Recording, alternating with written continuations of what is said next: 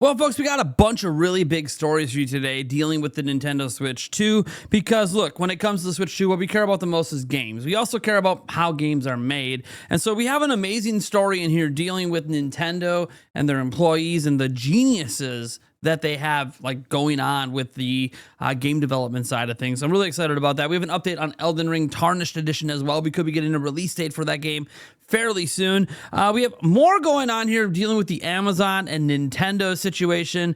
They're both kind of denying there's problems, well, there's reports of problems, and we obviously know publicly, hey, things just haven't been for sale on the website. There has to be a reason for it, regardless of the denials, and just so much more. What's fascinating when we have days like today is that I get to remind you we're giving away 5 copies of Donkey Kong Bonanza. That's right. It's not July yet, but we are going to be giving away 5 copies of Donkey Kong Bonanza. The winners will be drawn at some point next week. That being said, if you want to enter, head down to the link in the pinned comment or the description. Let's get to this first story. There's kind of 3 parts to it. And the first part here is that Elden Ring Tarnished Edition has been rated by the ESRB, suggesting Nintendo Switch 2 release may be imminent. So it says Elden Ring Tarnished Edition may not be too far from release on Nintendo Switch 2 as the new edition of the popular, very popular, action role-playing game developed by From Software has been recently rated in the United States. As the game has been available for a while in other formats, the Switch 2 edition's ESRB rating, which can be found on their website right there, wouldn't have been notable if the game's release date was known. However, the fact that the rating has been made public shortly before this week's Bandai Namco showcase suggests that a release date and announcement of subsequent release may not be too far in the future. And you might be going, showcase, what is going on? Well, actually, yeah, there's a showcase. As you can see here over at Video Game Chronicle, Bandai Namco announces a summer showcase featuring new game reveal. And they actually talk about a number of the games that they're going to have in there. So they're going to have Code Vein 2, The Blood of Dawnwalker, Death Note, Killer Within, Everybody's Golf, Hot Shots, Little Nightmares 3, Patapon 1+2 Replay, Shadow Labyrinth, Super Robot Wars Y, Tekken 8, and more. So, could we see the release date for Tarnished Edition here? It is possible. It's happening on July 2nd at 3 p.m. Eastern. We're actually going to be live stream reacting to it that day. So you guys can just tune in right here for all that news. I am expecting the Tarnished Edition release date, but even if we don't, we might see some other Switch 2 game related release dates and announcements. So we'll see. Obviously, we keep going through these third-party showcases and expecting announcements. We do know, however, that Bandai Namco has dev kits. Bandai Namco is probably the devs behind Kirby Air Riders. We know they have the developers over there making Smash Bros. Also, they own From Software that's making an exclusive game for Nintendo Switch 2. So, yeah, they have dev kits. So, them having dev kits gives us at least the expectation of announcements. And then just a reminder, this is what the box art looks like. This is posted by Obi-Wan Plays over on X. It looks like I expected, but, it's just nice to see. The box art kind of lets you know the game probably is coming fairly soon. All right, now we get to the story about how Nintendo has a lot of geniuses. What are we talking about? Well, Nintendo is so full of geniuses, even Zelda and Star Fox veteran Takaya Imura felt a constant sense of inferiority working with them. Wait, what's going on? So, game creator Takaya Imura recently shared some comments about his experience working for Nintendo, particularly about how frustratingly talented everyone around him was. Before going independent, Imura worked for Nintendo for 32 years, serving as an art director and designer for The Legend of Zelda, Star Fox, and F-Zero franchises. There were so many incredible people at Nintendo, and I remember constantly wondering how I could demonstrate my own worth in such an environment. He was on to say that while he was working for Nintendo, he would always feel a sense of inferiority, so much that leaving the company came as a bit of a relief. I feel like I was finally free from the inferiority complex I've been carrying for years, Imura says. At the same time, the creator admits that he felt sad knowing he'd no longer to be able to work with those same people. Ultimately, his desire to create games at his own pace with greater creative liberty was what drove him to leave Nintendo. In response to Imura, another former Nintendo developer, Shinji Watanabe, now CEO of Epsilon Software, expressed a similar sentiment, even likening Nintendo's highly skilled staff to celestial beings. Ken Watanabe, who was a software developer at Nintendo for 10 years and now works as an independent creator, also joined in on the discussion, commenting, "There really is nothing but amazing people at Nintendo. Trying to find a way to stand out among them was both draining and fulfilling. The silent pressure caused by the high level of Nintendo's human resources seems to be a recurring topic among developers who used to work at the company.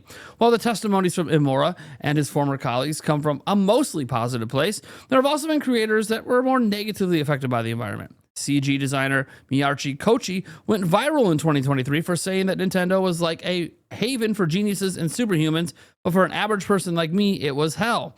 With its long history and prestige, Nintendo is a very attractive employer in Japan, which secures the company a big pool of talent every year as the competition over human resources in Japan grows fiercer. Not only that, Nintendo has an unusually high employee retention rate at 98.8%, meaning that its expertise and knowledge stay in-house and only keep expanding. This could be some of the reasons why positions at Nintendo might seem like they're only meant for superhuman geniuses. Although seeing even highly skilled creatives like Imura talk about struggling to feel good enough kind of makes you wonder what hope is there for the rest of us. So basically, Nintendo has such an amazing development schedule, such an amazing development team. Everyone feels so brilliant that a lot of people are just struggling to stand out. And I understand, because Nintendo is one of those companies that's been established for a very long time. So it sounds like the experience is mostly positive, but the negative side of it is that, hey man, these guys are so damn good at what they do.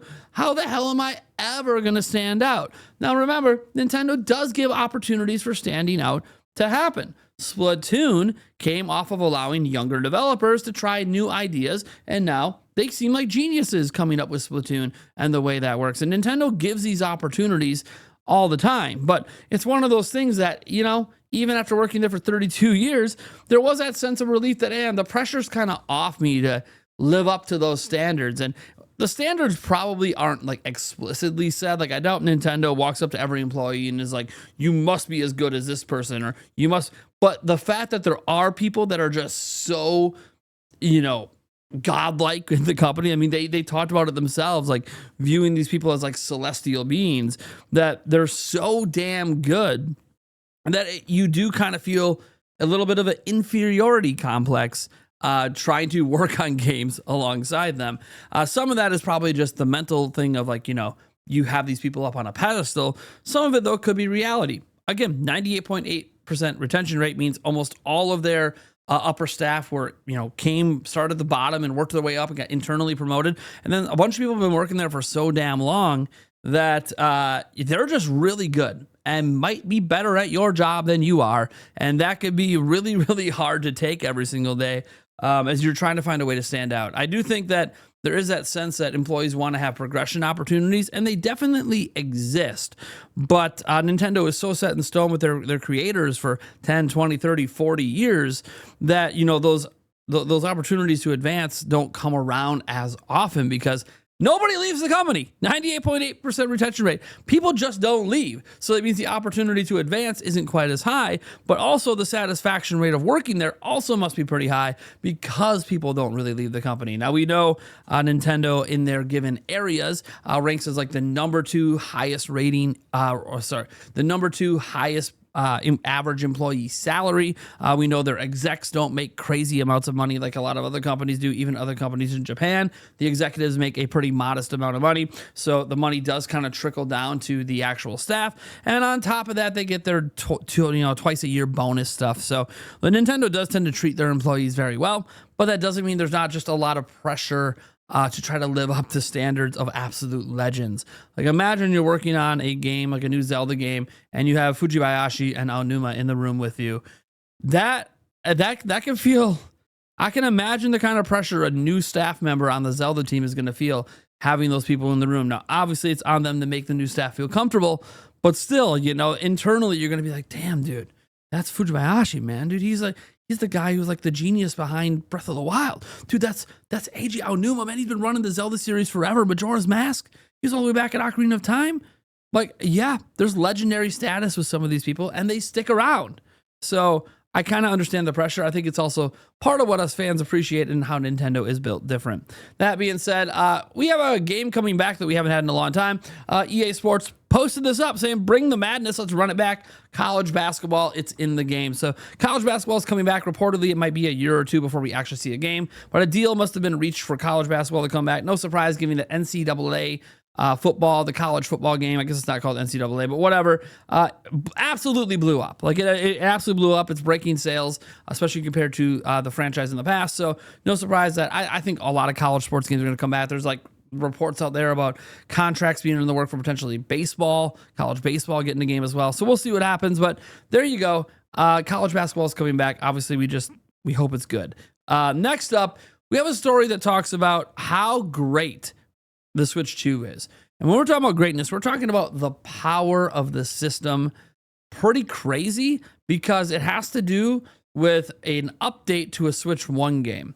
So Nintendo Switch 2 Splatoon 3 upgrade proves just how much more powerful the new system is, increasing resolution by 5 to 6 times in certain scenarios. So the Switch 2 Splatoon 3 upgrade introduces some significant improvements that highlight just how much more powerful the new system is compared to its predecessor.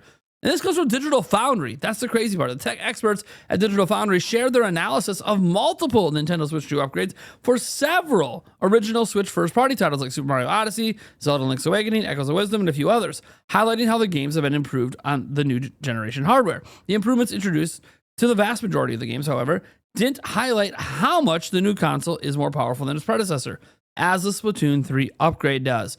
The Splatoon 3 upgrade bumps the resolution from dynamic 1080p to 4K in docked mode, with image quality improvements, and in some scenarios, the Nintendo Switch 2 increases resolution by 5 to 6 times, as seen in one instance where the game runs at 864p on the original system and at 2160p on the new. The upgrade also massively improves the city hub area, which runs at a locked 60 FPS on Switch 2, as does the rest of the game. In handheld mode, the upgrade is less of an improvement, as the game ran well in the same mode on the original Switch, though the 1080p resolution at locked 60 FPS is still an improvement over the dynamic 720p resolution offered on the original system. The power of the Switch 2 is definitely being put to good use to improve some of the best games released for its predecessor, and even unpatched games can brute force some welcome performance improvements. With the exception of the screen, the system as a whole is a significant improvement over its predecessor, as highlighted by Chris in his review. The Switch 2 is now available worldwide, and yeah, that's the big point there, is like Splatoon 3 really highlights just how much more power there is. And here's a game, we have another new piece of news here that is about a game that also kind of highlights not power, but just that things are happening. The Rogue Prince of Persia, which is leaving early access and launching in version 1.0 for PC in August, has been rated for the Xbox Series, Switch, and PC in Australia. And it's notable because this game was never previously announced for any of those platforms beyond PC. So the Rogue Prince of Persia, no shocker. I don't think anyone's surprised that this game is coming over to Switch. Obviously, conversely, backwards compatibility will be playable on Switch 2.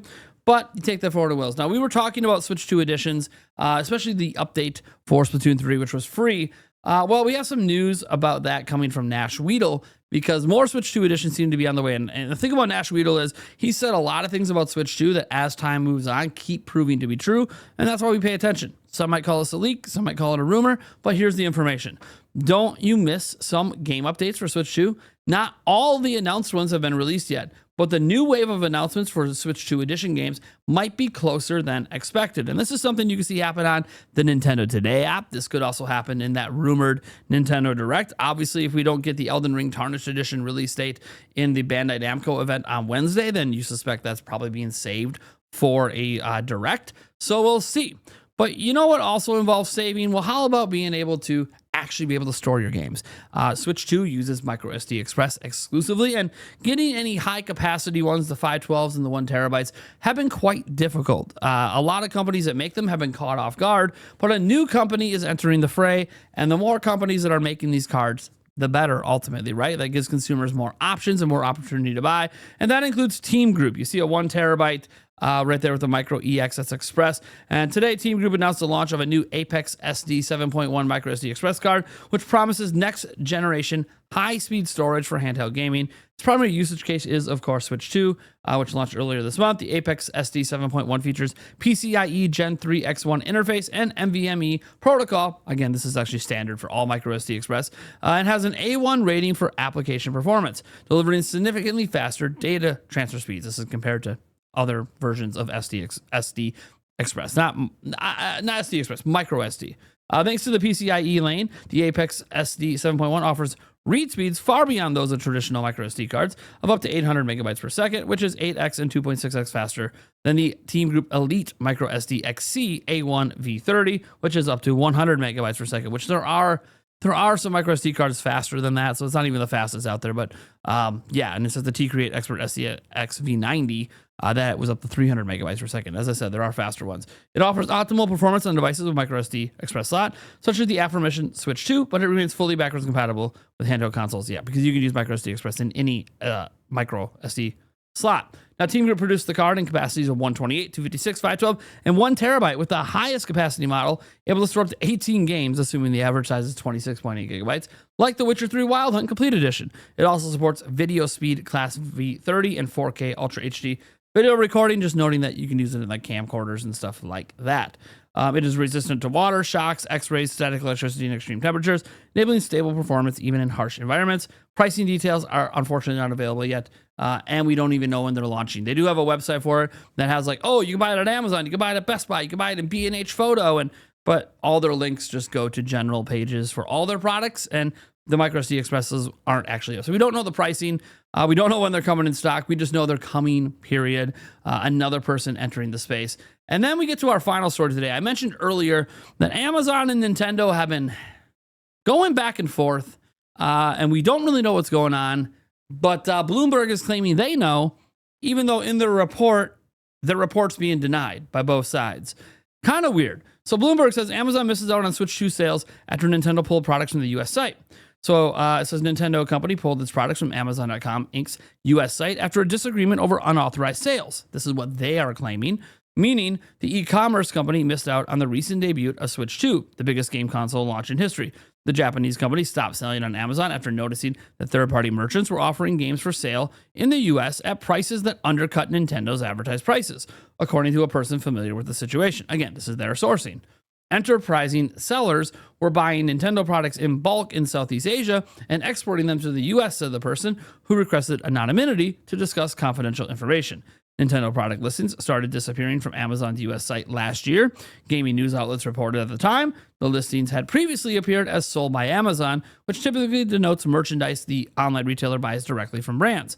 Some Nintendo products remained on the site, but they were listed by independent merchants who sell their goods on Amazon's sprawling online marketplace. Amazon tried to assuage Nintendo by offering to attach labels to products that guarantee they're authentic. Amazon uses this technique to assure shoppers products aren't counterfeits and to help it track merchandise. But the offer wasn't sufficient, the person said, and Nintendo ultimately opted to pull its products from Amazon in the US. Now, this is where we get to the denials. There is no such fact. We do not disclose details of negotiations or contracts with retailers, a Nintendo spokesperson said in an email response, declining to elaborate further. An Amazon spokesperson said, the claims made by Bloomberg regarding our relationship with Nintendo are inaccurate, but declined to specify how. Amazon is pleased to offer Nintendo products directly to our customers as part of our commitment to providing an exceptional shopping experience with the widest selection possible, the spokesperson said.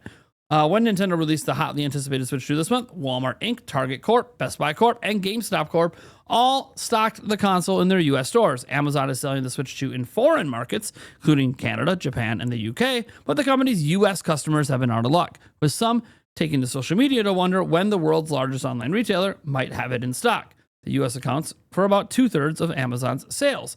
Nintendo is hardly the first brand to clash with Amazon over how third-party merchants conduct themselves on the company's marketplace. Big brands have long said Amazon needs to do more to police independent sellers and tamp down counterfeits. Over the years, brands also have pulled their products from the site because they say Amazon doesn't give them enough control over how their goods are displayed and sold. Amazon has worked to court high-profile holdouts, including by filing lawsuits against suspected counterfeiters. In 2018, Amazon and Apple struck a deal that permitted Amazon to sell the latest iPhones and other products. Amazon subsequently banned unauthorized third-party merchants from selling refurbished products built by Apple. Another one-time holdout, Nike, recently signaled it would resume selling products through Amazon. In recent weeks, Nintendo appears to have reestablished a direct relationship with Amazon in the US, with pre-orders for the upcoming Donkey Kong Bonanza appearing on the site as sold by Amazon. But as of Friday, there was no Switch 2 listing, and Amazon didn't appear on Nintendo's list of retailers in the US that carry the console. Nintendo sold 3.5 million plus units of Switch 2 in just 4 days, a record-breaking a record-breaking start for the company's first new console in 8 years. The company hopes to sell 15 million units by next March. Gamers from Tokyo to San Francisco lined up for hours earlier this month to get their hands on the gadgets.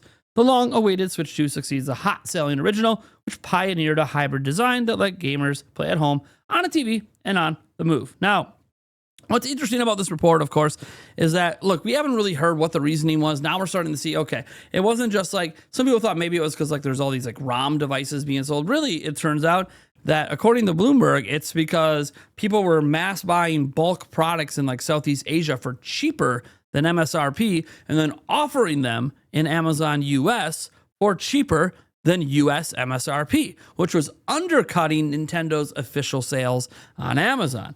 If this is true, which again, this is just what Bloomberg is saying, if this is true, it is understandable why Nintendo would be very upset by this. You have resellers buying brand new products and then undercutting Nintendo. That's going to piss them off. You go to buy Tears of the Kingdom, and instead of buying a copy from Nintendo, you're actually getting a Southeast Asia copy that's sold at less. Now, because it's region free and there are English options in the Southeast Asian versions of the game, most people are probably still going to be fine with that copy of the game. But that doesn't change the fact that Nintendo feels like you're undercutting our market because this is the Nintendo of America market, not the Southeast Asia market. And these companies are just undercutting us. We don't like this, Amazon. Please stop it. We don't know if it's been stopped. We don't know what's going on. We know Amazon offered to use certain labels and stuff. That's supposedly what Bloomberg says. And both sides are denying it. Meanwhile, Nintendo and Amazon seem to be working together again, as some of Nintendo's products, including upcoming game releases like Donkey Kong Bonanza, are now being listed on the website. So it does seem like things are getting patched up between Amazon US and Nintendo of America, but that doesn't change the fact that we still aren't 100% sure what the issue was, outside of what Bloomberg said, and what Bloomberg said is being denied by both sides. Kind of wild to have this story come out, but then both sides are denied. Not just one side, and then one side does no comment. Both sides are saying that's just not what happens. That's not what's going on. And yet Bloomberg is like, well, that's not what our source said. Our source is saying this is the reason. Maybe Nintendo doesn't want to say that publicly because it's not technically illegal to mass buy in another country and resell here. That's allowed under certain laws. So I don't know. Leave it where it is. Nintendo and Amazon seem to be working together again, which is just good for gamers as we have more options at more places to buy Nintendo's products, especially with that hotly anticipated Donkey Kong Bonanza coming in July. Obviously, some people prefer Amazon because of free shipping. Some live in remote locations where they just trust Amazon to get the product to them more than others. Amazon has their own delivery service as well. So there's a lot of reasons that some people prefer to buy through Amazon versus other online retailers. So we'll see what happens. Anyways, folks, I am the Thunder Rebel from Nintendo Prime. I want to thank all of you guys for tuning in. Look, it's been a hell of a video. It feels great to be back talking about news after a couple days off. And yeah, I'll catch you guys later tonight on a late night live stream.